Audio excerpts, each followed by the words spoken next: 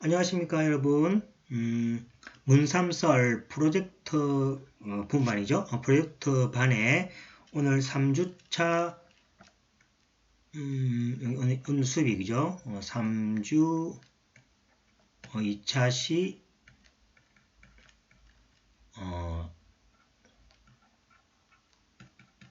동영상 수업이 되겠습니다.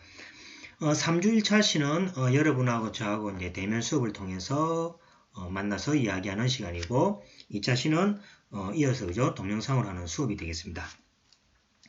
자, 우리가 앞 시간에 배웠던 내용이 그죠 그거였죠.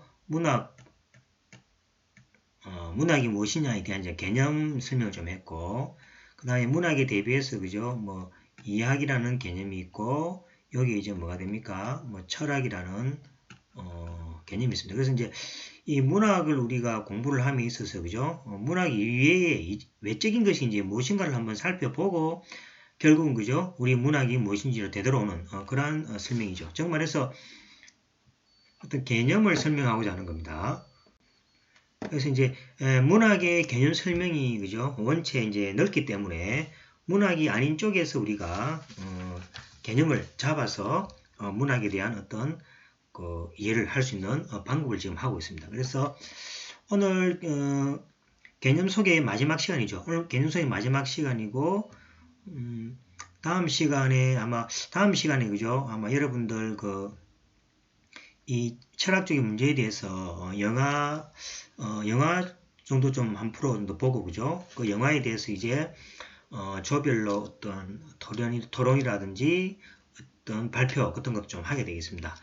그 다음에 이제 본격적으로 그죠 연어에 대해서 이제 안도연의 작가 소개하고 작가의 세계들을 우리가 좀 살펴보고 그다음 차근차근 이렇게 나가도록 합니다. 그래서 우리 앞 시간에 말씀드렸듯이 말 그대로 그죠 슬로우 리딩이니까 그죠 여러분들이 너무 안도연의 연어라는 그 작품에 너무 이렇게 국한돼서 생각하지 마시고 그 안도연의 연어라는 주제를 바탕으로 해서 그죠 전반적인 것을 관련된 전반적인 어떤 것을 배워 나간다 이렇게 생각하시면 좋겠습니다.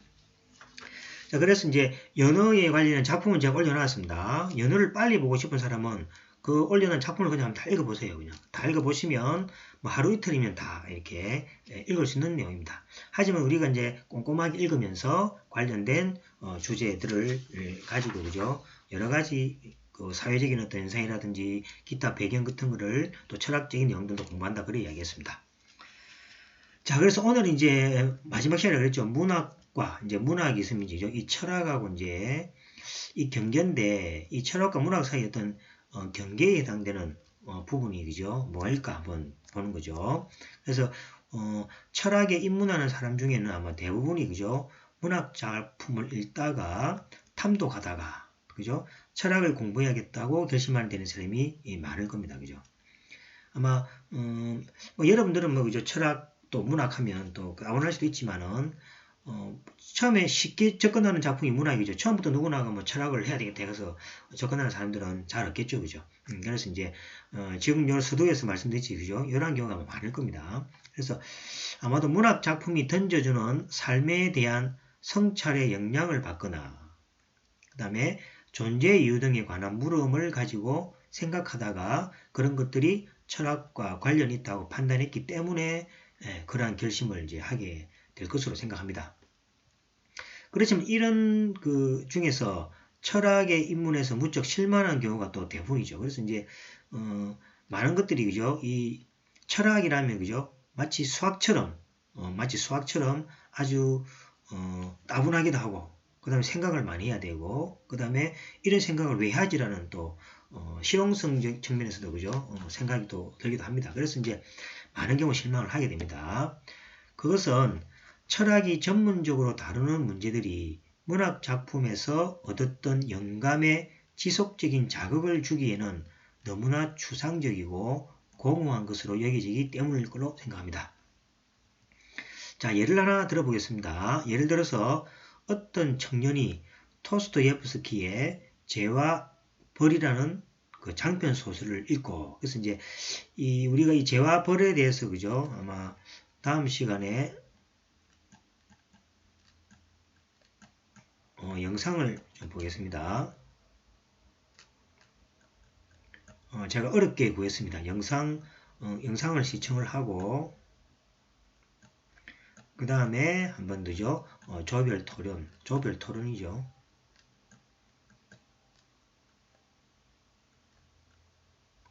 조별 토론을 통해서 이 작품을 그죠? 보는 어떤 시각이 어떤 다른 점이 있는지를 한번 의논해보고 이런 시간을 가지겠습니다. 자, 그래서 이제 토스토옙스키에 대해서 이 제와불에 대한 그 구체적인 어떤 내용들을 그죠? 좀 인터넷이나 또 검색을 통해서 한번 조사를 좀 해오면은 좋겠습니다. 자, 요 제와불에 나오는 주인공 보시면 라스콜리니스코프, 좀 어렵죠. 라스콜리니코프가 가난한 학생입니다. 그 다음에 경제적 어려움으로 휴학 간 사람입니다. 그래서 이제 대학생이면서 또 아르바이트 또 과외 같은 것도 하는 학생인데 경제적 어려움으로 학교를 휴학한 그런 사람입니다. 이 뭡니까 라스콜리니코프의 살인은 누굴 살인하냐니까 고리 대금업자인 노파를 이제 도끼로 이렇게 찍어 죽이고 이 도끼로 죽은 뭡니까 사람을 또 발견한 사람도 이렇게 죽이게 됩니다. 그래서 이제 두 사람을 연달아 죽이면서 나중에 빠져나오는 그런 영화인데 아마 영화를 보면서 아마 여러분들이 한번 이렇게 느껴보시게 될 겁니다. 그래서 이제 살인은 정당화될 수 있는가 하는 문제는 여러 가지 철학적인 문제를 던져준다는 이야기죠. 그래서 여기 이제 물론 그죠 살인은 나쁜 행위죠. 하지만 이 살인을 보는 관점이 이제 문학적인 관점이냐 또 철학적인 관점이냐 이렇게 또 접근할 수 있겠습니다. 이 작품으로부터 사회적 정의가 무엇인지, 인간이 지켜야 하는 도덕률은 어떤 것인지, 양심이란 무엇인지 등등의 문제를 생각해 볼 수 있게 되겠습니다. 그래서 이런 철학적인 문제를 고민하게 된 청년이 철학적인 해답을 얻기 위해 어떤 윤리학 입문서라든지 뭐 정의에 관련된 책을 또 읽게 되었다 해봅시다. 이 청년이 철학책에서 얻게 되는 해답은 대체로 다음 두 가지 형태로 나타나게 됩니다. 자, 벤담이나 밀 같은 공리주의자. 자, 이 공리주의자라는 게 또 어려운 말이 나왔죠, 그죠? 그래서 이제 이것도 제가 지금 오늘 설명하기는 시간이 짧으니까 이것도 아마 다음 시간에 제가 이렇게 조사를 해서 벤담과 밀의 공리주의에서 그죠? 벤담의 공리주의하고 밀의 공리주의 또 벤담의 공리주의는 뭐냐에 대해서 그죠? 조금 이렇게 설명을 또 하겠습니다. 그죠? 그래서 요거는 이제 여러분들하고 만나서 오프라인 시간 때 이렇게 수업을 할 예정입니다. 그래서 이런 자료들은 그죠? 여러분들도 아마 검색을 해서 저도 검색한 거니까 그죠? 검색해서 읽어보시고 또 나름대로의 생각을 또 하고 있으면 좋을 것 같습니다. 자, 요거는 이제 대면 시간 때 또 우리 살펴보도록 하겠습니다. 자, 벤담과 밀 같은 공리주의. 자, 공리주의를 한마디로 이야기하면, 그죠? 어떤 뭡니까? 어떤 사회적 정의를, 그죠? 이렇게 선언을 몇 가지 하는 거죠. 공리라는 것은 어떤 약속들을 이렇게 먼저 잡아놓고 그 바탕 위에서 뭔가 추구하고자 하는 것들이죠. 그래서 이제 벤담과 밀 같은 공리주의자들이 말하는 최대 다수의 최대 행복이 선이다. 그래서 이제 이 선이라는 것은 최대 다수 최대 행복, 많은 그죠 사람들의 뭡니까 많은 행복을 가진 것들이 선이다라는 명제와 칸트 같은 그죠 의무론적 철학자, 칸트 같은 의무론 철학자죠. 자, 여기 또 그죠 제가 또 조사를 좀 했습니다.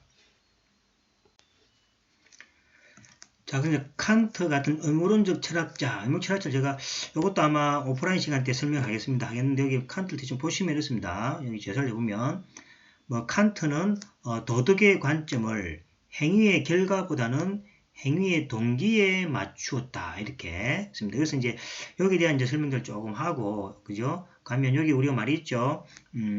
내 의지의 경륜이 언제나 동시에 보편적 입법의 원리가 될 수 있도록 행하라 이렇게 되어 있습니다. 그죠? 이것도 이제 자세한 것은 우리가 한번 오프라인 시간 때 만나서 이야기를 하고 자 어쨌든 간에 그죠 철학책에서 이 뭡니까 윤리학적인 문제에서는 벤담과 밀의 공리주의자 최대 다수의 최대 행복이 선이다 라는 거하고 칸트와 같은 의무론적 철학자는 뭐니까 내 의지의 준칙이 항상 보편적 입법의 원리로서 타당하도록 행위하라 라는 것입니다. 그래서 도덕적 관점을 행위 앞에 얘기했죠. 결과보다는 행위의 어떤 동기에 맞춰라는 거죠. 그래서 이제 어떤 나쁜 행동을 하더라도 동기가 어떻게 되냐는 거죠. 그래서 이제 동기가 선한 동기로 그죠? 실수로 그죠? 나쁘게 될 수도 있고 그 다음에 뭐 행위는 뭐 살인하고자 하고 그죠? 나빴는데 결과는 또 좋은 것도 있죠. 그래서 이제 이 이제 벤남 미리는 공리주의학자나 의무론적 철학자들은 행위의 결과보다는 어떤 동기가 중요하다. 그게 이제 도덕적 관점을 맞췄다. 이렇게 생각하시면 되겠습니다. 자, 이런 명제들은 비판적인 사고를 전개해 나가기 위해 기준을 제수해 주긴 합니다. 그죠? 그런 거 맞다 아닙니까? 우리가 뭐 판결을 내릴 때 그죠? 어떤 철학적 기준이 있으면은 그것을 따라서 그죠? 또 참고를 해서 우리가 판결할 수 있으니까 기준 제시는 필요한 겁니다. 자, 그러면 금방 뭡니까? 죄와 벌에서 라스콜리니코프가 겪고 있는 자, 이 사람이 그죠? 어떻게 뭡니까 전당포에 그 노파를 이렇게 살인을 했지만은 이 사람이 뭡니까 인생의 어떤 고민이라든지 여기에 보시면 이제 장녀인 소녀가 또 등장합니다. 이 장녀인 소녀가 짊어지고 있는 삶의 무게와 고통 등은 그죠 모두 사라진 채 도덕적으로 선한 행위란 무엇인가에 대한 차가운 정의만 남아있을 뿐이라는 거예요. 이제 철학적인 내용은 그죠 이 사람이 뭐 도덕적으로 또는 어떤 뭡니까 삶의 고통에서 그죠 이 일을 저질렀는지에 대한 뭡니까 그것을 묻지 않고 그냥 도덕적으로 잘했냐 못했냐 이렇게 이제 따진다는 거죠. 이런 것들이 이제 뭡니까 철학적 어떤 관점에서 이야기되는 것들이고 이 청년이 죄와 벌을 잃고 자신의 삶을 돌아보면서 여러 가지 생각을 하게 되는데 아마도 그 작품이 윤리적인 개념에 대한 정의를 내려주어서가 아니고 그죠 우리가 철학적인 문제에서 접근하는 게 아니다는 거죠. 보통 사람들은 그죠 주인공이 겪고 있는 삶의 고통이 자신의 삶과 중첩되어 나타나기 때문일 겁니다. 그죠? 정말 말해서 말입니다.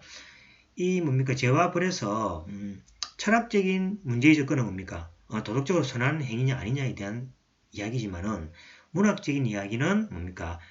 라스콜리니코프가 그 살인을 하게 된 그 여러 가지 있잖아요. 그죠? 인생의 어떤 고민, 그 다음에 소녀가 또 짊어지고 있는 또 그 장녀가 될 수밖에 없던 그런 어떤 삶이 있잖아요. 그죠? 그런 것들을 문학적으로 또 설명한다는 거죠. 그래서 우리가 뭡니까? 감동을 느끼는 것은 철학적인 문제가 아니라 문학적인 문제라는 이야기죠. 그래서 이제 이 철학과 문학에서의 경계에서 우리가 이제 조금 생각해 봐야 될 문제가 여기 있다는 이야기입니다. 저 보시면은 철학책에 등장하는 주인공은 등장하는 경우가 거의 없죠. 연인이나 원수도 등장하지 않습니다. 어느 철학책을 아마 여러분들 보시더라도 그죠? 그 안에 뭐 연인이라든지 이렇게 존재하지 않고 거의 뭡니까? 보편적인 인간 그죠? 철학과 뭡니까? 문학의 구분짓는 대표적인 것이 그죠? 주인공이 그죠? 있냐? 철학은 주로 보편적인 인간. 그 다음에 문학적에서는 그죠? 다양한 우리 곁에 있는 주위에 그죠? 사람들이 주인공으로 나타나게 되는 거죠. 자, 이런 보편적인 인간에 관한 이야기를 자신의 이야기로 삼기는 쉬운 일이 아니다는 얘기죠. 그죠? 철학에서 이야기하는 뭐 보편적 이야기도 있잖아요. 그죠? 인간은 태어나면 죽는다. 뭐 이런 것들 그죠? 이런 것들은 뭡니까? 내 자신의 그죠? 받아들이기 어렵다는 거죠. 모든 사람들이 해당되지만은 나는 뭡니까? 그것을 원하지 않고 좀 더 내 자신이 뭡니까? 감동을 얻을 수 있는 그러한 것들을 원한다는 얘기죠. 나의 구체적인 삶의 상황과 보편적인 인간에 관한 추상적인 이야기를 연결시키기 위해서 철학자들이 말하는 이성적인 추론 능력이나 고도의 추상적인 사고력 같은 것이 있어야 할지도 모르겠습니다. 그래서 이제 두 개를 연결해주는 것은 뭡니까? 그죠? 어떤 능력이나 사고력 같은 게 있어야 할지도 모르겠죠. 그런데 이런 사고력을 처음부터 갖추기는 힘들다는 얘기죠. 그렇죠? 여러분들이 물론 뭡니까? 문학과 철학을 이렇게 같이 생각할 수 있는 사고력 능력을 가지고 있으면 좋겠지만은 처음에 그죠? 그런 능력을 가질 수 없는 거죠. 그래서 이제 철학책에서 삶의 냄새를 맡기 전에 대부분이 질려버리고 한다는 얘기죠. 그래서 이제 깊은 의미에서는 문학과 철학을 그죠? 같이 보면은 훨씬 더 뭡니까? 사고의 깊이가 좋아지겠죠. 근데 앞에서 이야기했듯이 하지만 그죠? 많은 사람들이 그런 사고력을 가지지를 못하고 많은 훈련과 공부를 통해서 가지는 거죠. 그래서 이제 여기 이제 철학책에서 삶의 냄새를 맡기 전에 이제 대부분 진료버려서 만다는 이야기가 되겠습니다. 자, 이러한 원인을 한번 찾아봅시다. 자, 그러면 이 원인이 어디에 있을까라는 이야기죠. 그래서 이제 독자가 이성적인 사고 능력을 적절히 교육받지 못한 탓일 겁니까? 그죠? 이 핑계를 뭡니까? 이런 사람의 문제라고 하기는 좀, 그죠? 잘못된 생각이겠죠. 그죠? 그래서 이제 독자가 이성적인 사고 능력을 적절히 교육받지 못했다라고 이야기하기는 좀 그렇습니다. 그래서 이제, 너무 편하게 말하는 것일지도 모르겠지만, 그죠? 이제 그 원인을 이제, 플라톤까지 소급해서 한번 설명을, 드려보도록 하겠습니다. 자, 그럼 이제 플라톤의 또 이제 그죠? 철학 사상도 좀 궁금하겠죠. 그래서 이제 플라톤이 추구했던 보편적이고 영원 불변한 진리의 개념이 2500여 년간의 지성사에 미친 엄청난 영향력을 과소평가해서는 안 될 것입니다. 자, 그렇지만 플라톤식의 진리 개념은 철학자들에게 일종의 지적인 강박점을 심어주기도 합니다. 즉, 여기에 대한 설명도 그죠? 이것도 제가 조사를 좀 했습니다를 보시면 그죠? 이것도 우리 대면 수업 시간에 좀 할 수 있겠죠. 자, 플라톤의 철학과 서양 윤리 사상에 끼친 영향 여기 보시면 플라톤은 소크라테스의 제자였으며 저건 앞 시간에 설명했죠. 서성의 이성 중심적 사상을 이어받아 윤리의 보편성을 주장했다. 플라톤 사상의 핵심인 이데아론은 현재까지도 인간 삶의 중요한 문제를 던지고 있다. 그래서 이제 플라톤의 핵심은 그죠? 이데아론입니다. 인간이 근접할 수 없는 저 위쪽에 그죠? 신과 같은 어떤 이데아적인 사상이 있다고 이렇게 해서 어떤 윤리적 문제를 풀어나가는 겁니다. 그래서 이것도 다음 우리가 오프라인 시간 때 제가 한번 쭉 읽어드리도록 하고 일단은 우리의 문제로 다시 돌아가겠습니다. 자, 보시면 자 말하자면 영원한 진리를 추구하는 사람은 보편성, 객관성, 엄밀성, 합리성 등을 최고의 가치로 여겨야 하며 그래서 구체적인 현실을 떠나 모든 사람이 수긍할 만한 궁극적인 진리에 대해 말해야 한다는 것이죠.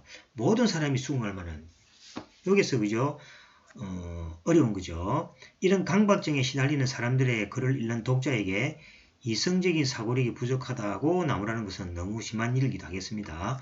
오히려 그런 대단한 진리에 대한 물음을 던지면서 시인들을 자기 편으로 끌어들이지 못한 플라톤의 원망은 지금 나을지 모릅니다. 그래서 이제 이런 뭡니까? 이성적인 어떤 사고력을 요구하는 거죠. 시인들이 조금 가깝죠. 글을 요약해서 뭔가 그죠? 뭔가 좋은 것들이 있는데 이것들을 뭡니까? 플라톤이 추구하는 쪽으로 좀 끌어들였으면은 좀 더 철학이라는 이런 것들이 그죠? 좀 더 뭐랍니까? 인간의 향기가 나면서 그죠? 많은 사람들이 접근할 수 있는 학문이 될 수도 있겠죠. 그래서 이제 그러지 못했다는 이야기죠. 과학기술의 시대를 사는 우리에게 있어서 철학이 더 재미없는 것이 된 데는 이제 그러한 내용이다. 그래서 이제 철학은 누구나 싫어하고 재미없죠. 마치 수학과 같습니다. 불변의 진리, 그 다음에 뭡니까? 누구에게나 항상 뭡니까? 보편적인 어떤 사고력, 이런 결과들을 제시하는 것이 수학과 많이 닮았죠. 수학도 뭡니까? 좀 그런 면에서 그죠? 뭐랍니까? 현실에서 조금 뭡니까? 부정적인 면이 많이 있습니다. 너무 엄밀한 것을 따지기 때문에 발전의 속도가 느리고 그 다음에 뭡니까? 그것을 접근하는 사람도 그죠? 좀 어렵다는 이야기죠. 그래서 철학도 그러한 조금 문제가 가지고 있다는 이야기입니다. 그래서 이제 여기서 이야기하는 것은 이제 뭡니까? 철학적인 어떤 뭡니까? 철학을 우리가 대하는 어떤 사람들의 어떤 불편성에 대한 얘기를 하고 있습니다. 자, 아이젠버그나 아인슈타인의 이제 유명하죠. 그죠? 아이젠버그나 뭡니까? 아인슈타인은 유명한 물리학자입니다. 자, 이 시대의 물리학적인 업적에 자극을 받은 일련의 철학자들. 자, 아인슈타인이 뭘 했습니까? 거의 불변의 진리들을 그죠? 규칙들을 뭡니까? 우주에서 찾아낸 거죠. 그래서 철학자들도 우리도 저렇게 해야 된다라는 뭡니까? 어떤 강박감을 가지는 거죠. 그래서 이제 물리학적인 업적에 자극을 받은 일련의 철학자들은 철학이 더 이상 모호한 문학 작품의 형태로 세워져서는 안 된다고 이렇게 강박하는 거예요. 그래서 이제 사실은 철학이 뭡니까? 문학적인 작품으로 이렇게 갔어야만이 조금 더 발전이 되고, 그죠? 좀 더 쉽게 접근할 수 있는 학문이 되는데 이 철학은 뭡니까? 앞에 아주 보편적인 이런 뭡니까? 이학적인 어떤 부분으로 근접해 갔다는 거죠. 그 소위 엄밀한 과학적인 철학이 성립돼야 한다고 주장하기 시작했다는 이야기죠. 자, 그래서 이제 보시면은 분석 철학자들이죠. 처음에 착수한 작업 이제 이런 이제 주장이 이것들이 이제 어디로 옵니까? 분석 철학자들이라고 합니다. 그래서 분석 철학자들이 처음에 착수한 작업은 철학의 영역에서 자 무의미한 언어들을 배제시키는 것이었다는 이야기죠. 그죠? 그러니까 이제 말 속에서 그죠? 어떤 과정이나 그런 것들을 제외하고 어떤 결과만 중시했다고 생각하시면 되겠죠. 이제 철학자들은 모든 문학적인 수사에서 등을 돌리고 등을 돌립니다. 그죠? 기호 논리학 또는 자연학적인 언어들만을 가지고 철학을 하게 된다는 얘기죠. 여러분들 아마 뭐 이런 거 많이 들어봤죠? 뭐 P가 뭡니까? 명제입니다. 그죠? 명제라는 것은 뭡니까? A라는 사람은 남자다. 뭐 이런 거 있죠. 그죠? Q는 뭐 이것도 명제죠. 그러면 B라는 사람은 여자다. 그죠? 자, 그러면 이제 A 또는 B는 뭡니까? 남자 또는 여자다. 뭐 이런 것들 어떤 문제 있죠. 이런 거 갖다가 이제 다 기호하고 이렇게 자 P 또는 Q 이렇게 적죠, 그죠? 그러면 이제 A는 뭡니까? A는 남자이거나 또는 뭡니까? B는 여자다. 이런 식으로 이제 되는 어떤 문제들을 이렇게 기호로 그죠? 여기 이제 기호면 그죠? 기호 논리학입니다. 그러니까 이런 식으로 기호를 통해서 이제 분석을 했다는 얘기죠. 자, 그러면 어떤 그 논리적인 어떤 대응 관계에서는 그죠?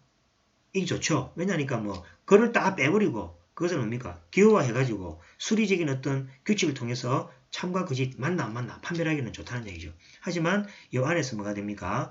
많은 사람들이 어려워하고 그 다음에 이것을 접근하기가 또 어려워진다는 얘기죠. 그래서 이제 배척하게 되는 이유가 된다는 얘기입니다. 그래서 이제 분석 철학은 철학적인 문제에 관심을 가진 일반 독자들에게 이제 지향했다는 얘기죠. 자, 이렇게 기호화시키고 자연학적인 운명들만 하는데 어떻게 일반 사람들이 접근을 하겠습니까? 그죠? 그렇지 않아도 철학자들이 말하는 추상 수준이 너무 높아서 자신의 삶에 어떻게 관련을 지어야 할지 난감해하는 사람들에게 기호 논리학을 익히지 않으면 철학책을 읽을 생각을 하지 말라는 것은 지나친 서사가 아니냐. 뭐 이럽니다. 그래서 제마치로 이런 것들이죠.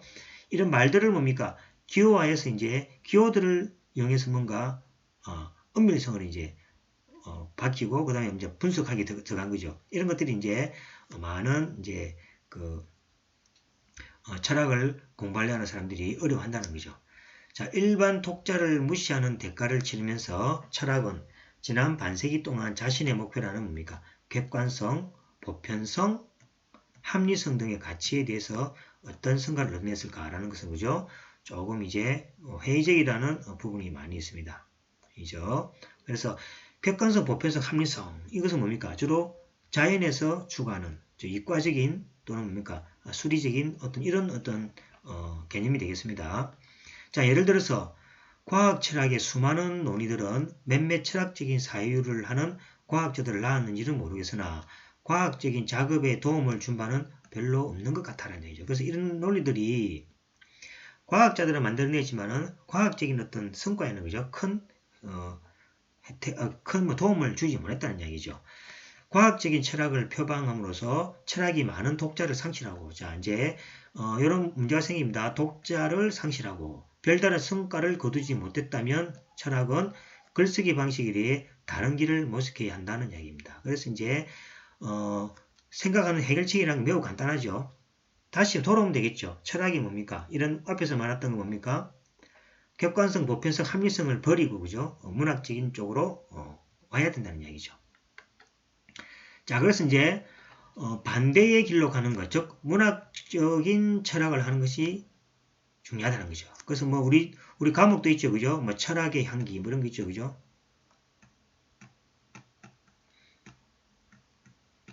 철학의 향기, 이제 철학을 통해서 그죠? 어떤 문학적인 요소를 배우는 게 좀 더 좋겠죠, 그죠? 자, 그러기 위해서는 철학에 대한 발상의 전환이 요구된다. 그랬습니다. 철학책을 아무리 많이 읽었다고 한들 그 사람이 다른 사람의 삶에 대해서 더 잘한다고 할 수는 없겠죠. 그래서 뭐 철학책을 뭐 100권 읽었다 해서 다른 사람을 우리가 잘 알 수 있다는 건 아니죠. 인간의 보편성에 대해서 알고 있고 객관적인 진리에 대해서 더 잘 알고 있는 것처럼 말해야 한다는 철학자들의 강박증은 별로 유익한 결과를 낳지 않을 뿐더러 철학적으로도 그다지 설득력이 없다라고 했습니다.